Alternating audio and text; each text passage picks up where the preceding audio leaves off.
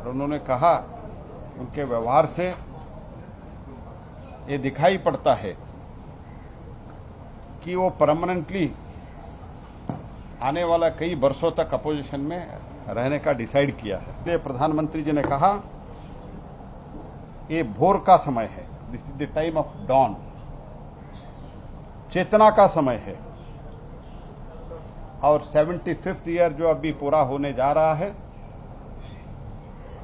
इसमें देश बदल चुका है। आज प्रधानमंत्री जी ने बहुत विश्वास के साथ ये कहा कि तीसरी टर्म पर हम तीसरी नंबर पे इकोनॉमी पर हम पहुंच रहे हैं। We will be the third rank in the world's economy in our third term. और अपोजिशन का जो व्यवहार है उसके बारे में भी माननीय प्रधानमंत्री जी ने टिप्पणी की और उन्होंने कहा उनके व्यवहार से ये दिखाई पड़ता है कि वो परमानेंटली आने वाला कई वर्षों तक अपोजिशन में रहने का डिसाइड किया है। तो इसीलिए दुनिया भी सोचते हैं ये सेकेंड टर्म का लास्ट साल है, तो भी दुनिया भी सोचते हैं और लोग भी, भारत के लोग भी सोचते हैं कि ये शुरुआत है। तो इसीलिए दुनिया भी सरकार के साथ, इस नेतृत्व के साथ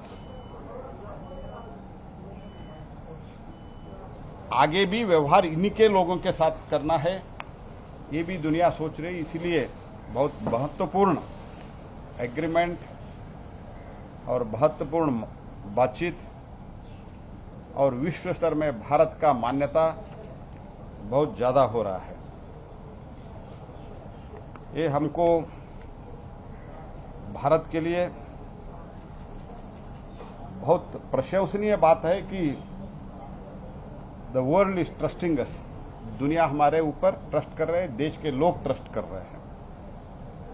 इसलिए प्रधानमंत्री जी ने कहा ये भोर का समय है, this is the time of dawn, चेतना का समय है।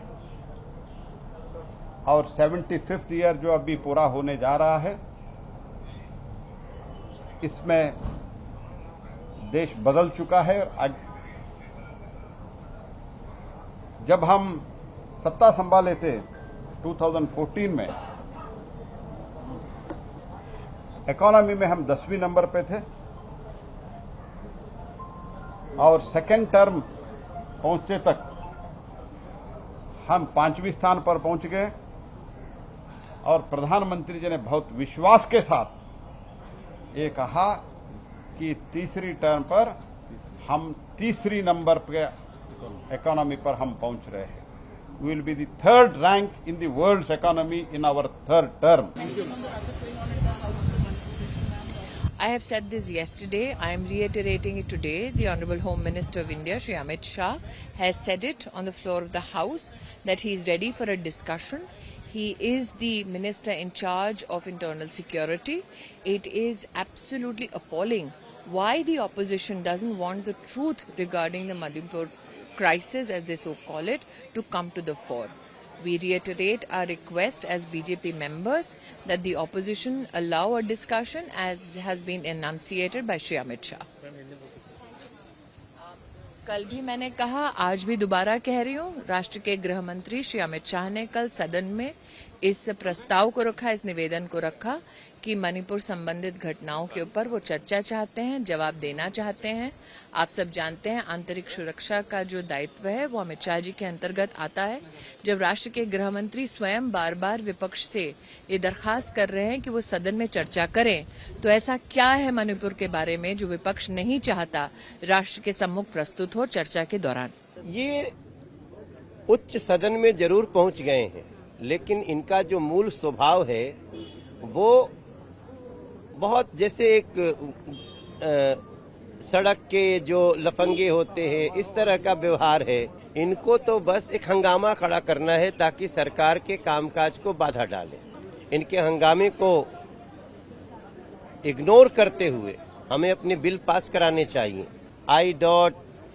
N डॉट D डॉट ऐसे तो इंडिया शब्द अपने नाम में जोड़ लेने से ये तो पता चलता है ना कि आपको यूपीए से क्यों नफरत हो गई। देखिए, ये सभी लोग जो विपक्ष अपनी हताशा निराशा दिखा रहा है, बेसिकली इनको चर्चा करना ही नहीं है। इनको तो बस एक हंगामा खड़ा करना है ताकि सरकार के कामकाज को बाधा डाले। बहुत महत्वपूर्ण बिल हैं, देश के लिए बहुत जरूरी हैं, हमारे आदिवासी समाज के लिए बहुत जरूरी है, लेकिन वो उसको पास नहीं होने देना चाह रहे हैं। मुझे लगता है कि सरकार को ये निर्णय लेना चाहिए कि चाहे अब जो भी हो, इनके हंगामे को इग्नोर करते हुए हमें अपने बिल पास कराने चाहिए। हम सब इसके समर्थन में हम चाहते हैं हमेशा। और दूसरी बात कि ये नाम रख लेने से I dot N dot D dot ऐसे तो इंडिया शब्द अपने नाम में जोड़ लेने से ये तो पता चलता है ना कि आपको यूपीए से क्यों नफरत हो गई, आपको अपने नाम कांग्रेस से क्यों नफरत हो गई। तो ये सारी चीजें हैं। चूंकि ये मणिपुर पे इनको बात करनी नहीं है, राजस्थान पे बात करनी नहीं है, छुपाना है, और हम देखते हैं इसको हम कैसे हैंडल करते हैं। संजय सिंह जो है उनको वो लगातार प्रोटेस्ट, कल रात से लगातार प्रोटेस्ट पर बैठे हुए हैं, क्या कहेंगे इस विषय पर? और भी उनके साथ अन्य भी ऑपोजिशन जो है वो भी एकजुट हो रहा है, नाराजगी जाहिर कर रहे हैं, क्या कहेंगे इस पूरे? ये उच्च सदन में जरूर पहुंच गए हैं, लेकिन इनका जो मूल स्वभाव है वो बहुत जैसे एक सड़क के जो लफंगे होते हैं इस तरह का व्यवहार है। मैं समझता हूं कि जो उच्च सदन में जाए ना, तो उसको जरा अपने व्यवहार को देखना चाहिए और जाकर के मीडिया रिपोर्ट्स को, उनके व्यवहार को, वीडियोस को ध्यान में रखना चाहिए और संसदीय जो मर्यादाएं हैं उसका पालन करना चाहिए। अपने आप को लेजिटिमेट करने के लिए इंडिया नाम जोड़ देते हैं। तो ये सभी अरवर नक्सलवादी हैं। 1885 में यदि कांग्रेस पार्टी का गठन हुआ, अंग्रेजों ने किया, एओई हुम ने किया, सबको पता है। अंग्रेज यदि आए तो ईस्ट इंडिया कंपनी के तौर पर आए। 1885 में यदि कांग्रेस पार्टी का गठन हुआ, अंग्रेजों ने किया, एओई हुम ने किया, सबको पता है। तो वो भी इंडियन नेशनल कांग्रेस ही है। यदि मुजाहिदीन अपने आप को कहते हैं तो इंडियन मुजाहिदीन कहते हैं। जो हमने बैन किया है पीपुल्स फ्रंट को, जो है पीएफआई को, तो वो भी अपने को इंडिया करते हैं। तो इंडिया जहाँ नाम जोड़ने का मतलब आज के देश में जो फैशन बन गया है, वो फैशन जो अर्बन नक्सल हैं, जो नक्सलवाद हैं, चूँकि हम जिस राज्य से आते हैं नक्सलवादियों को सबसे ज़्यादा हमने झेला है, तो वो अपने आप को लेजिटिमेट करने के लिए इंडिया नाम जोड़ देते हैं। तो ये सभी अर्बन नक्सलवादी हैं और सारे अपोजिशन इतने टूटे हुए मरे हुए हैं कि वो मुकाबला नहीं कर सकते भारत में, मतलब भारतीय जनता पार्टी का, इसलिए उन्होंने इंडिया नाम डाल दिया है। ये कांग्रेस पार्टी और अपोजिशन के लोग चर्चा करना ही नहीं चाहते हैं, उत्पात करते रहते हैं, हंगामा करते रहते हैं। चर्चा करना चाहिए ना, पार्लियामेंट में तो सब आते हैं चर्चा करने के लिए। कांग्रेस पार्टी और इनके जो कुछ साथी हैं उनको कोई इंटरेस्ट ही नहीं है पार्लियामेंट चलाना है, डिबेट करना है, डिस्कशन करना है, कोई इंटरेस्ट ही नहीं है। सरकार की तरफ से इनिशिएटिव भी लिया गया है, राजनाथ जी ने भी फोन किया और भी लीडर लगातार इनिशिएटिव ले रहे हैं बात करने के लिए, लेकिन अभी तक कोई पॉजिटिव नहीं दिख पाया है। और जो कल संजय सिंह भी सस्पेंड हुए लगातार रात भर, वो इंडिविजुअल केस का बात नहीं करना है, पार्लियामेंट चलना चाहिए। हम लोग सब चाहते हैं कि पार्लियामेंट चलना चाहिए।